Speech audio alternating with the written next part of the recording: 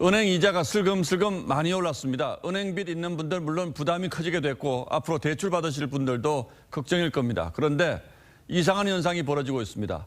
은행 이자가 보험회사나 증권사, 저축은행 같은 제2금융권 대출 이자보다 더 비싸졌다고 합니다. 왜 그런지 따져보겠습니다.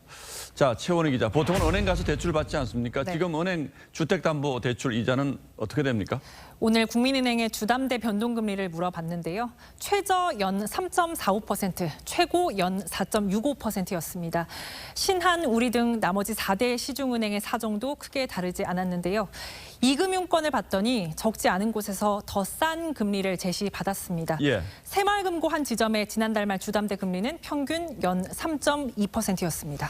예, 담보대출 금리가 많이 올랐군요. 그럼 신용대출은 어떻습니까? 네, 신용을 담보로 대출을 내주는 신용대출은 지난 2월 말부터 이미 역전돼서요.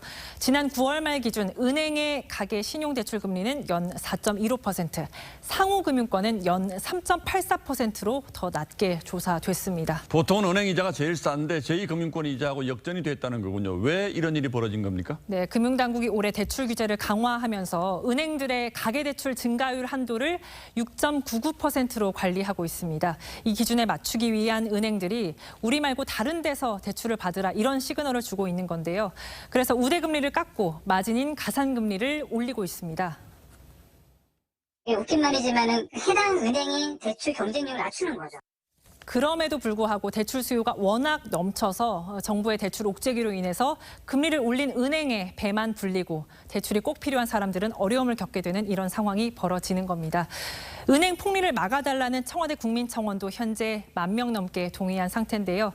하지만 이금융권 역시 대출 규제가 적용되는 만큼 이금융권 금리도 머지않아 오를 거란 전망이 나옵니다. 결국에는 수요가 많이 몰려서 이금융권에서도 이자를 올릴 수밖에 없거든요. 일시적인 거라고 봐야 될 것 같고요.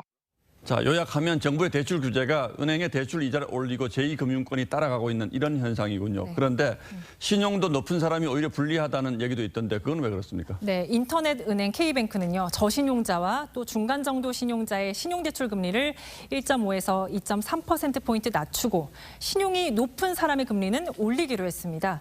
중금리 대출 비중을 일정 수준 이상으로 늘리라는 정부 지침도 따라야 하고 또 대출 수요를 억제하라는 지침에 따라서 고신용자 금리는 올리면서 이런 왜곡이 벌어진 걸로 볼 수 있겠습니다.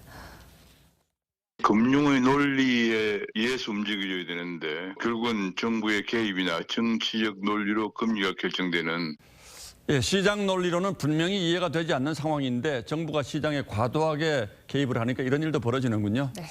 예, 최원희 기자 잘 들었습니다.